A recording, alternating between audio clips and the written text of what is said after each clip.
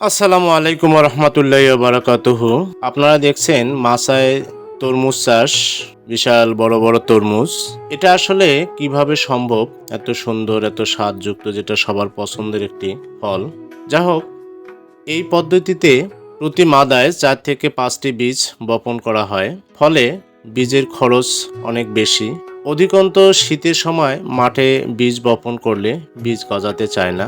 অতিরিক্ত ঠান্ডায় চারা গাছ ঠিকমতো বাড়ে নাও, চারা পাতা কুঁকড়ে যায়, এতে আগাম চাষ ব্যাহত হয়। ঠিক এভাবেই বীজ বপন করা হয়। তারপর আস্তে আস্তে যখন চারা গজিয়ে যায়, তারপর সেটা আবার জায়গা নির্ধারণ করে সেখানে চারা রোপণ করতে হয়। সরাসরি জমিতে বীজ বপনের জন্য 8-10 দিন আগে মাদা তৈরি করে মাটিতে সার মেশাতে হয়।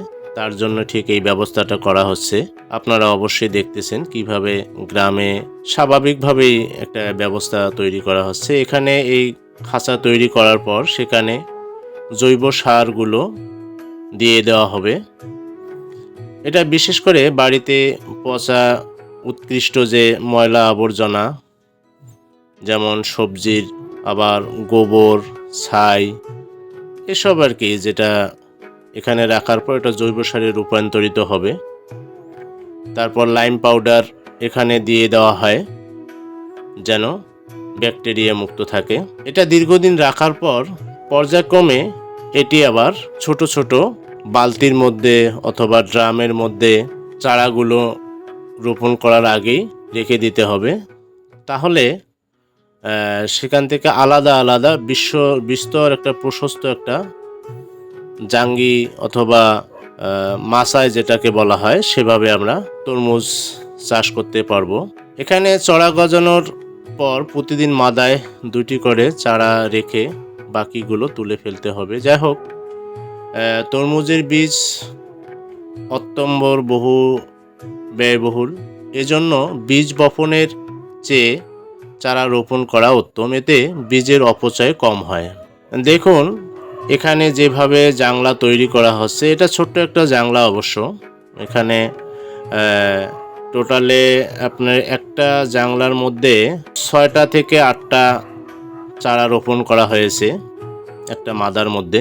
এখান থেকে আস্তে আস্তে আপনারা যে সুতোগুলো দেখছেন, লাল সুতোগুলো, সেই সুতোগুলো, আর একটু আগে যেটা দেখলেন, অর্থাৎ 10-15 দিন পরে চারার যে আগাটা আছে ওটা চিমটে দিলে ডালপালাগুলো খুব তাড়াতাড়ি বিস্তর হয়ে যায়। এখানে যেটা আপনারা দেখতেছেন, স্যালাইনের পাইপ দিয়ে পানি অথবা সেচ ব্যবস্থা করা, এটা আসলে আপনারা না করলেও হবে। এটা সাধারণত অবসর সময়ে যারা থাকে বা যারা একদম ব্যস্ত থাকে, শখের বশেই কিন্তু এই জিনিসটা করে থাকে। তবে এটা করা খুব ভালো একটা উপায়, যেটা পানি রাখলে পুরো একদিন পর্যন্ত এই পানিটা আস্তে আস্তে আস্তে আস্তে গাছের গোড়ায় যাবে। তাতে পানির ব্যয়ও কম হবে, সময়ও বাঁচবে। 30 থেকে 35 দিন বয়সের 5-6 পাতা বিশিষ্ট চারা মাদায় রোপণ করা হয়। চারা রোপণের জন্য জমি 8-10 দিন আগে মাদা তৈরি করতে, যেটা আপনারা দেখতেছেন, যে জৈব সার দিয়ে যে আমরা যে জায়গাটা মাটি দিয়েছি সেই জায়গাটা তৈরি করতে হবে। আমাদের উত্তরাঞ্চলে শীত বেশি বিধায় প্রয়োজন বোধে শীত বীজতলায় পলিথিন দিয়ে কিন্তু ছাউনি দিতে হয়, যেন এটি চারা গজাতে কোনো সমস্যা না হয়। এখানে দেখতে পাচ্ছেন ডিমের খোসা, কুমড়োর ছাল, বিভিন্ন ধরনের সবজি, তারপর কেঁচো দেওয়ার কারণ হচ্ছে এখানে একটা খুব প্রয়োজনীয় একটা জৈব সার তৈরি হবে, যেটা এই বীজতলায় রাখার পরে এটা আস্তে আস্তে কিন্তু চতুর্দিকে ছড়িয়ে যাবে জমিটা উর্বর রাখার জন্য। আর এটা সাধারণত করাটা খুবই জরুরি ছিল। তো বেড পদ্ধতি, বীজ সরাসরি বপন বা চারা রোপণের আগে প্রয়োজন মতো চাষ বা মই দিয়ে নিতে হবে। পৃথিবীর প্রায় সব দেশেই মাদা করে তরমুজ লাগানোর প্রথা প্রচলিত আছে। জমি তৈরির পর জমির দৈর্ঘ্যের উপর ভিত্তি করে বেডের প্রস্থ নির্ধারণ করা হয়। বিশেষ করে 2 মিটার এবং উচ্চতা কমপক্ষে 15 থেকে 20 সেন্টিমিটার, বেডের কিনারা থেকে 50 সেন্টিমিটার, অর্থাৎ কমপক্ষে 2 ফিট উঁচু করে বেড তৈরি করতে হবে। এখানে আপনারা দেখছেন যে রসুন এখানে কি করবে, রসুন বাটা দিয়ে কি হবে।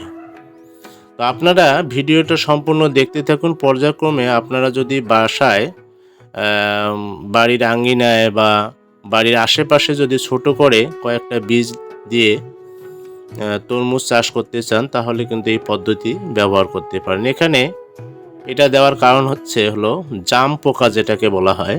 এই জাম পোকা আক্রমণের কারণে ফলন কমে যায়, অর্থাৎ পাতা কুঁকড়ে যায়, নষ্ট হয়ে যায়, যার কারণে গাছের সমস্যা হয়ে থাকে।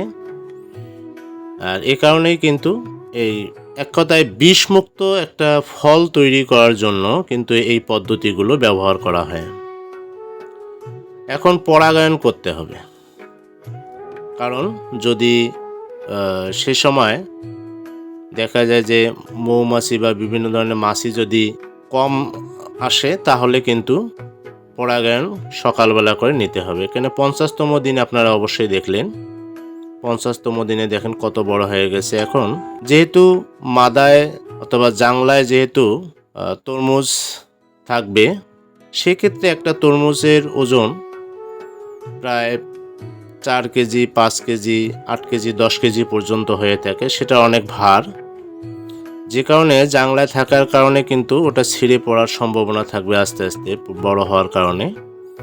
এজন্য জালি বোল যেটাকে বলা হয়, সেটা নিচে দিয়ে অথবা আপনার যে কোনো নেট ব্যবহার করতে পারেন, সুতার নেট, অথবা আপনারা একটা ভারটা ধরে রাখার জন্য যে কোনো কিছু আপনারা ব্যবহার করতে পারবেন, তবে যেন বাতাস চলাচল করতে পারে সেই যেটা দিয়ে ঝুলিয়ে রাখবেন। বিশেষ করে এটাতে ভালো হয়, আপনারা নেট কিনতে পাওয়া যায় বাজারে, সেটা নিয়ে এসে আপনারা এটা দিতে পারেন।